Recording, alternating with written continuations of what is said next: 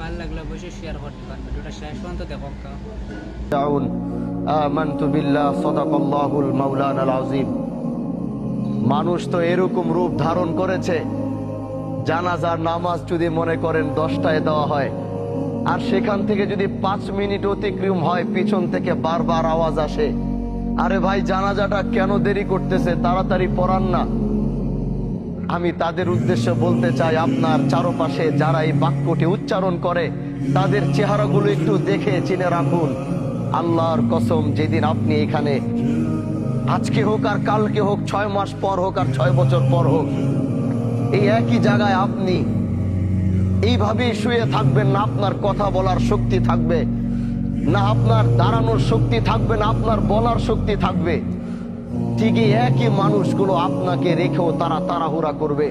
এটাই হচ্ছে পৃথিবী, আর এটাই হচ্ছে দুনিয়া। এই সবচেয়ে বড় বাস্তবতা থেকে আমরা যতই পালাবো, আল্লাহ তো ঘোষণা করে দিছে, তুম্মা ইলাইনা তুরজাউন। কোথায় যাবা? 7 সাগর 13 নদীর নিচে, 7 সাগর 13 নদী পার করেও যদি তুমি লুকাবা, যেদিন আল্লাহর সাথে তোমার মুলাকাতের সময় আসবে, পৃথিবীর কোনো বাদশা নাই ওদিন তোমাকে আটকাইতে পারবে, পৃথিবীর কোনো ক্ষমতাশীল ব্যক্তি নাই ওদিন তোমাকে ধরে রাখতে পারবে। আল্লাহ যেদিন তোমার মৃত্যুর ঘন্টা বাজাবে, গোটা পৃথিবীও মিলে যদি আল্লাহর বিরোধিতায় লাগে যে না আল্লাহ তুমি চাইছো, আমরা তাকে যাইতে দিব না, গোটা পৃথিবী একাকার হয়ে যাবে, কিন্তু তাও তোমরা সেদিন তাকে বাঁচাতে পারবা না। আজকে আমার শহীদ ভাই, তার পৃথিবীর সবচেয়ে আপন হচ্ছে তার মা। যখন তার মা মৃত্যুর শয্যায় লড়ছিল, উনি তো সন্তান হিসেবে হাজারো চেষ্টা করেছে মাকে বাঁচানোর জন্য। এরকম হাজারো শহীদ মাকে বাঁচানোর চেষ্টা করেছে। কেউ হাসপাতালের বেডে করেছে, কেউ নিজের কোলের মধ্যে করেছে, কেউ ঘরের মধ্যে করেছে, কিন্তু পৃথিবীর প্রতিটা সন্তান ব্যর্থ হয়েছে। কারণ আল্লাহ বলেছে, কুল্লু নাফসিন যায়িকাতুল মাউত সুম্মা ইলাইনা তুরজাউন। তুমি যেখানে যাও, যেই প্রান্তে যাও, যেই দিক থেকে যাও, যেদিন তোমার মৃত্যুর ঘন্টা বাজবে, ওই দিন পৃথিবীতে তোমার থাকার আর কোনো অস্তিত্ব থাকবে না। এজন্য ভাই আমার, আসো এই জানাজায় 5টা মিনিট দেরি করো, তাকাও এই লাশের দিকে, তাকাও এই সাদা কাপড়ের দিকে, যাও ওই কবরের দিকে 5টা মিনিট গিয়ে তাকায়া থাকো। যেটা তোমারও ঘর হবে, যেটা তোমার বাবার ঘর হয়েছে, যেটা তোমার মার ঘর হয়েছে, যেটা তোমার বন্ধু বান্ধবের ঘর হয়েছে, যেটা তোমার নেতার ঘর হয়েছে, যাও একটাবার তাকিয়ে দেখো।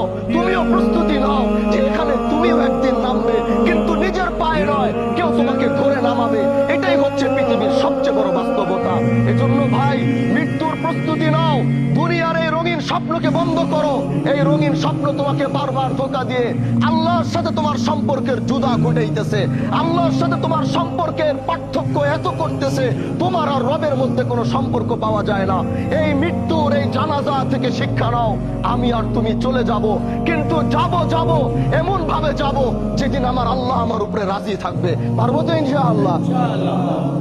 এই শহীদ ভাই আমাদের বাহাদুরপুরের অনেক খাস মানুষ। শহীদ ভাইয়ের গোটা পরিবারে যে যারা আছেন, আমার মনে হয় আমাদের এই মুহতারামা যিনি শুয়ে আছেন, উনিও পীর দুদু মিয়া রহমাতুল্লাহ আলাইহির জামানার মানুষ, কি তাই না? অবশ্যই তারা খোঁজ খবর নিয়েছে, তারা আমাদের বাড়িতে পাড়া দিয়েছে। আল্লাহর কাছে দোয়া করি তাদের এই 2টা ভাই 4 বোনকে আল্লাহ সাবরে জামিল দান করুক এবং তার মাকে জান্নাতের আলা মাকাম নসিব করুক। এখনই জানাজা শুরু হবে, আমরা এখন জানাজা শুরু করব। মাইয়েতের জন্য দোয়া আছে। আজকের মতো বিদায় নিচ্ছি। আল্লাহ আমাদের সবাইকে মৃত্যুর প্রস্তুতি গ্রহণ করার তৌফিক দান করুক।